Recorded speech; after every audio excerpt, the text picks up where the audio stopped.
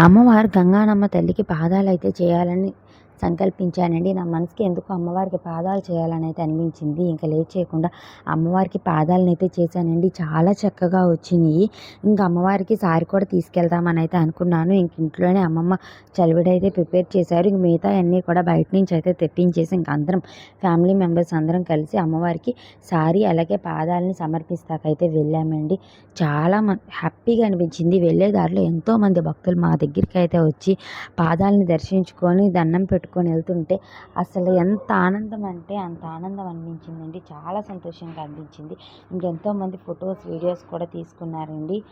ఇంకా చాలా హ్యాపీగా అనిపించింది. ఎంతోమంది నేను చేసిన పాదాలని దర్శనం చేసుకొని దండం పెట్టుకొని ఉంటే చాలా సంతోషంగా అనిపించింది. ఇంకా వెళ్ళే దారిలో కనకదుర్గమ్మ తల్లి గుడి అయితే ఉంటే అక్కడైతే ముందుగా దర్శనం అయితే చేసుకొని ఇంక అక్కడి నుంచి మేడల దగ్గరికి అయితే వెళ్ళిపోయామండి. అస్సలు ఖాళీ అయితే లేదండి. ఫుల్గా నిండిపోయి ఉన్నారు భక్తులతో. ఏలూరంతా కూడా వేలాది మంది భక్తులతో అయితే నిండిపోయి ఉన్నారండి.